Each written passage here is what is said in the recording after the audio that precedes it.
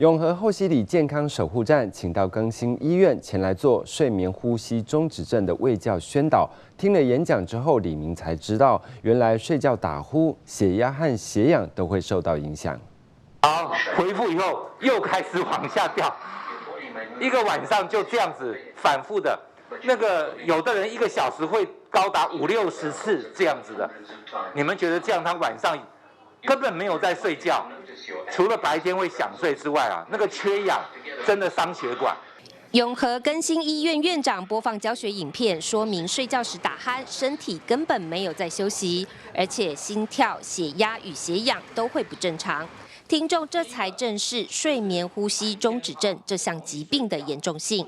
我们含氧量应该是100%，结果我看那个数据是到80、79下来，那造成不能呼吸，那一次1分钟，如果5次以上的话，那有时候可能会要命了。呼吸不到空气，那氧气不够，造成脑神经跟心脏神经的伤害。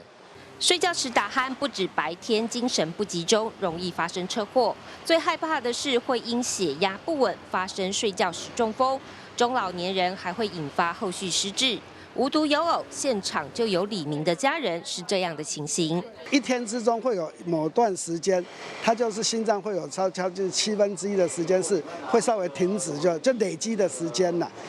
然后所以说造成他才产生中风，那也相对的比较影响到他的智力。虽然说他现在就是有时候讲话也是正常，但是有时候突然就会忘记东西这样。那我们现在就比较怕他说会不自主的跑出去，然后突然会忘记说怎么回来。我们现在是最怕他，所以我们现在几乎都是尽量陪着他，然后也不让他随便的出门。那要出去都一定要有家人陪同这样。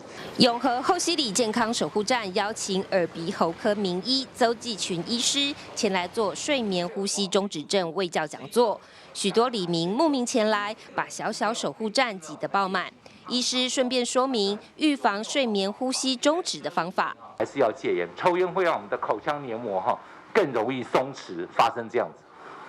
还有睡前少喝一点酒，但是要喝酒睡前4小时然后安眠药，如果用安眠药，我们一般认为会加重。